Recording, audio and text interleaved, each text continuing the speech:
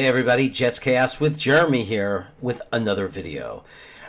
Please remember, if you like the video, definitely hit the like button on the way out. And if you want more content like this, then hit the subscribe button.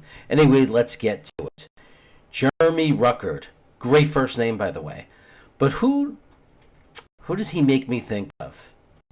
You know, I thought of a lot of tight ends. It's hard because, again, he's just starting. He hasn't taken an NFL snap yet. But I was watching him on Ohio State and watching the way he plays, his style.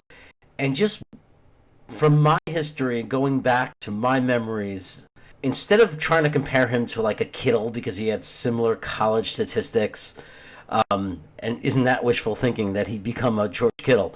But I actually, just based on the tape that I watched, because of his all-around play, the fact that he's a great blocker, he's good enough to put on a defensive end sometimes if you want. You could trust him, blocking an edge. I mean, I wouldn't do it on pass protection all the time, but he's more than just a chip blocker. I mean, this is a guy that can protect the quarterback on passing plays when he's blocking.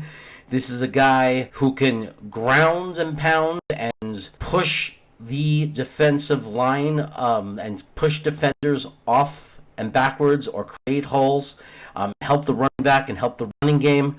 He also is very athletic and really good receiving. Now, obviously, you could look at the numbers and say, well, how come he doesn't have those numbers? How come it's not showing in his production as a pass receiver?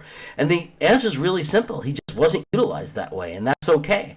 But you can look at the tape. You can see his athletic ability and what he did when they did throw the ball his way. And also, you can see how open he was even when they didn't throw the ball to him. Now, we are taking some people's word for it because I don't have all 22, especially for college games. So I have no way of knowing this.